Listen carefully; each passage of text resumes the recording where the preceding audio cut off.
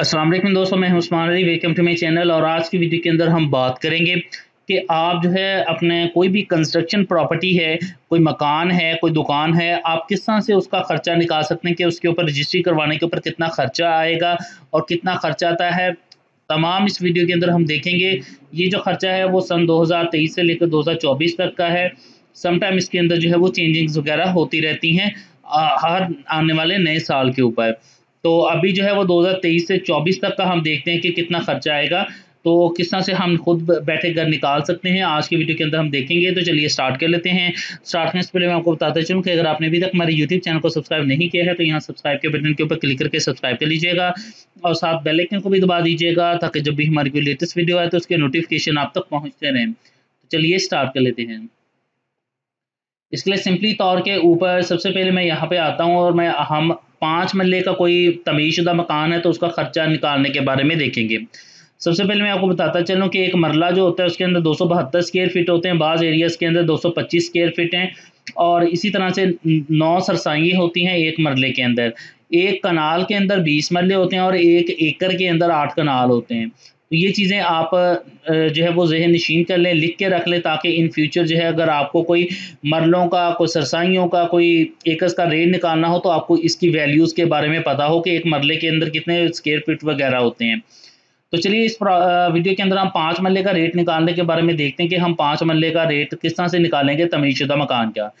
इसके लिए सबसे पहले जो है वो आप ई स्टाम्प की वेबसाइट है ई एस डॉट, यहाँ पर मैं जाता हूँ ई स्टैम्प लिखता हूँ तो हमारे सामने E S dot Punjab dot G O V dot P K website आ चुकी है।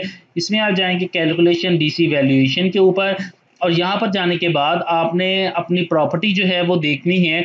आपकी रजिस्ट्री के ऊपर, आपकी फ़र्द के ऊपर वो तमाम इन्फॉर्मेशन लिखी होती है जो ये यहाँ पे मांग रहा है। आपने देखना है कि आपकी प्रॉपर्टी सिटी के अंदर है या सदर के अंदर है। यहाँ से आपने चेक कर लेना कि वो अर्बन्स के अंदर आ रही हैं या रूरल्स की आ रही हैं। जो देहात के काफ़ी ऑकवर्ड एरियाज़ होते हैं वो अमूमी तौर के ऊपर रूरल्स में आते हैं, जो सिटी के अंदर होते हैं वो अर्बन एरियाज़ के अंदर आते हैं। तो यहाँ पर मैं आ जाता हूँ और यहाँ पर डिस्ट्रिक्ट सेलेक्ट करता हूँ। डिस्ट्रिक्ट में फैसलाबाद कर लेता हूँ। ये आपकी तमाम चीज़ें आपकी फ़र्द के ऊपर लिखी होती हैं कि ये डिस्ट्रिक्ट है। तहसील कौन सी है ये भी आपकी फ़र्द के ऊपर, आपकी रजिस्ट्री के ऊपर लिखा होता है। उसके बाद सिटी आ जाते हैं, म्युनिसिपल कॉर्पोरेशन आ जाएगा और उसके बाद जो है यहाँ सर्कल कौन सा आता है ये आपको आइडिया हो जाएगा। अगर आइडिया नहीं है कि आपकी जो प्रॉपर्टी किस एरिया के अंदर आ रही है तो आप 1 बाय 1 भी चेक कर सकते हैं। मैं यहाँ पर, मुझे पता है कि मेरी जो प्रॉपर्टी है वो समनाबाद के एरियाज़ के अंदर आती है, इस साइड का एरिया लगता है इसको। अगर आपको इल्म ना हो तो 1 बाय 1 चेक कर लें। उसके बाद जो है हम आ जाते हैं कि कंस्ट्रक्शन है या अनकंस्ट्रक्शन है। मैं यहाँ पर अनकंस्ट्रक्शन यहाँ से सेलेक्ट करता हूँ, फिर मैं आपको बताता हूँ कि हमने कंस्ट्रक्शन का रेट कैसे देखना है। कंस्ट्रक्शन का देख लें, ग्राउंड फ्लोर है, फर्स्ट फ्लोर है, सेकंड फ्लोर है या थर्ड है। हम ग्राउंड फ्लोर लिख लेते हैं यहाँ से। यहाँ से करने की बजाय बेहतर है आप अनकंस्ट्रक्शन लिख लें ताकि आपको खुद निकालना है रेट कि आप किस तरह से रेट निकालेंगे। उसके बाद प्रॉपर्टी एरियाज़ के ऊपर आ जाते हैं। प्रॉपर्टी एरिया कौन-सा है, वो यहाँ पर आपका चक नंबर मेरा 222 है और आप जो है आपकी ये फ़र्द के ऊपर, आपकी रजिस्ट्री के ऊपर लिखा होगा। मुरब्बा नंबर ये पूछ रहा है तो मुरब्बा नंबर भी आपकी रजिस्ट्री और फ़र्द के ऊपर लिखा होता है तो वो यहाँ से आप देख के लिख लेंगे।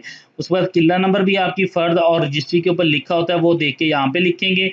आपकी कमर्शियल प्रॉपर्टी है, रेज़िडेंशियल, वो सिलेक्ट करेंगे। उसके बाद जो वहाँ पर कॉलोनी लगती है, लोकेशन लगती है, वो इसने ऑटोमेटिकली फाइंड आउट कर ली है।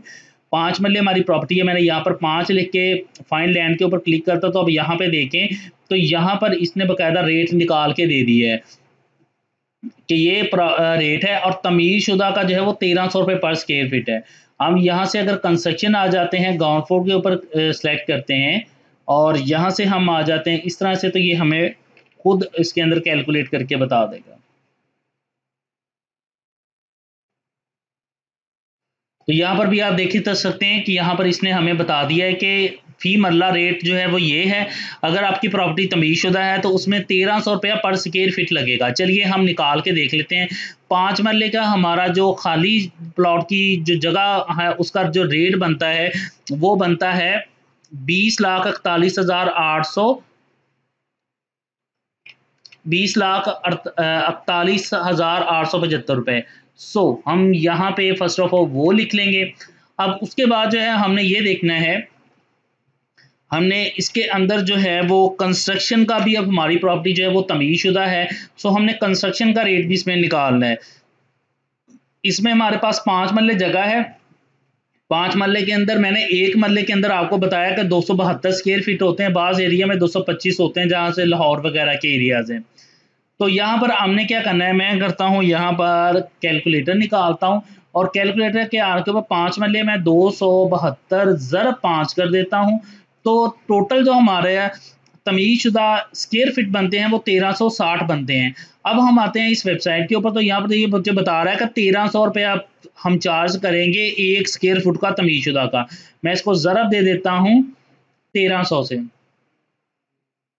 तो ये 17,68,000 रुपया ये बन जाता है। सो मैं यहाँ पर 17 लाख और 68,000 रुपया लिख देता हूँ। अब यहाँ पर लिखने के बाद हम इन दोनों वैल्यूज़ को जमा कर लेंगे। मैं इसके अंदर 20,41,875 रुपये ये निकाल लिया। अब हमारी जो प्रॉपर्टी का रेट निकला है वो निकला है 38,09,875 रुपये। मैं यहाँ पे लिख लेता हूँ 38,09,875 9,875। सो ये हमारी प्रॉपर्टी की असल वैल्यू निकल आई है, जिसकी जो हमारी असल रकम है इसके ऊपर मैं इसको ऐड कर देता हूँ। ये हमारी है। अब इसके ऊपर हमने रजिस्ट्री के अखराजात निकालना कि यार हमारी प्रॉपर्टी की ये वैल्यू है। इसके ऊपर अब स्टाम्प ड्यूटी जो है वो 1% लगेगी अगर अर्बन एरियाज में प्रॉपर्टी, अगर रूरल एरिया में है तो 3% लगेगी। हमारी प्रॉपर्टी किस एरिया में आई है हमने फाइंड आउट किया, तो ये अर्बन एरियाज में आई है। सो हम यहाँ पर जो है वो फर्स्ट ऑफ ऑल जो है इसकी अमाउंट निकालेंगे, हमारा 1%। इसकी मैं ज़रब देता हूँ 1 से तकसीम कर देता हूँ 100 से, तो ये हमारी 38,098 रुपये 1% बन गई है स्टाम्प ड्यूटी। सो हम यहाँ पे लिख लेंगे 38,098 रुपये। ये हमारे 1% निकली है स्टाम्प ड्यूटी। इसी तरह से जो कारपोरेशन फीस होती है वो भी 1% होती है, वो चाहे प्रॉपर्टी रूरल एरियाज में है या अर्बन एरियाज में है, तो 1% हमारी वो निकल आई है। अब जो 236 के टैक्स है, ये जो बंदा प्रॉपर्टी खरीद रहा होता है उसके ऊपर लगता है। अगर वो फाइलर है तो 3% लगेगा, नॉन फाइलर है तो 10.5% लगेगा। चले हम इसका 10.5% निकाल के देख लेते हैं। हमारी प्रॉपर्टी की वैल्यू है 38,09,875। इसको मैं ज़रब देता हूँ 10.5 से और तकसीम 100 के ऊपर कर देता हूँ, तो 4,36,000 रुपये। सो 4,36,000 रुपये जो है वो हमारी निकल आई है 236 के टैक्स, यानी जो बंदा प्रॉपर्टी खरीद रहा है ये उसके ऊपर आएगा। 236 सी टैक्स, ये जो बेचने वाला होता है ना उसके ऊपर ये टैक्स लग रहा होता है। अगर वो नॉन फाइलर है तो 6% देगा, अगर फाइलर है तो 3%, यानी 38,09,875 का 6% अगर नॉन फाइलर है तो तब देगा, अगर फाइलर है तो 3% देगा। हम नीचे आ जाते हैं, इसको हम आप निकाल के देख लीजिएगा। फिलहाल हम जो खरीददार है उसका खर्चा निकालने के बारे में देख रहे हैं। रजिस्ट्रेशन फीस जो है ये 5 लाख और 500 रुपया होती है अगर आपकी प्रॉपर्टी की वैल्यू 5 लाख है, और 1 लाख होती है अगर 5 लाख से ज़्यादा है। हमारी प्रॉपर्टी 5 लाख से ज़्यादा इसकी अमाउंट है, तो हमारे यहाँ पर इसकी जो 1,000 रुपये हमें चार्ज होगा। इंतकाल फीस यहाँ पे हम आ जाते हैं। इंतकाल फ़ीस जो है वो 500 रुपया लगती है, और इसी तरह से PLRA चार्जेज़ अगर आपकी कंप्यूटराइज़ जो है वो जो है रिकॉर्ड है ज़मीन का, तो 1100 रुपये PLRA चार्जेज़ होंगे, अदरवाइज़ ये नहीं होंगे। तो चलिए मैं इसको इंक्लूड कर लेता हूँ। पर शीट जो है वो 100 रुपया होगा, तो दो अमूमी तौर पर 2 शीट्स होती हैं तो 200 रुपये इसका हो गया। मिसलेनियस एक्सपेंसेस जो होते हैं वो कुछ थोड़े से जो है वो साथ होते हैं, तो वो इसमें अप्रॉक्सीमेटली 5 जो है वो 1000 आप इंक्लूड कर सकते हैं। तो चलिए अब हम इसको जमा करके देख लेते हैं कि कितना पैसे बनते हैं। 5,000 रुपये ये हो गया, 200 रुपया ये हो गया, ये 1100 रुपया ये हो गया, 500 रुपया ये हो गया, और 1,000 रुपया ये हो गया। उसके बाद हम आते हैं ऊपर और ये चीज़ों को हम देख लेते हैं। तो 4 लाख रुपया जो है 4,36,000 ये हो गया, 36 रुपये ये हो गया, 38,098 रुपये एक हो गए, और ये 38,098 38,098।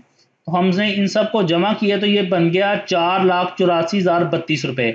यानी कि अगर आपकी जिस एरिए के हर एरिए का रेट मुख्तलिफ होता है, वो रेट आपने यहाँ से देख लेना कि कितना रेट है।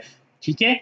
अब जो हमने 5 मरले की इस एरिया की करवा रहे हैं, जो गुलशन इकबाल का एरिया है, इस एरिया के अंदर अगर आपने 5 मरले तमीज़शुदा रजिस्ट्री करवानी है तो उसके ऊपर जो खर्चा होगा वो 4,84,032 रुपए होगा। इसके अलावा अगर आप किसी वकील की खिदमात ले रहे हैं उसकी फ़ीस अलग से होती है। इसी तरह से कोई अगर आप किसी और पर्सन की खिदमात ले रहे हैं वो अगर चार्ज कर रहा है तो उसकी फ़ीस अलग से होती है।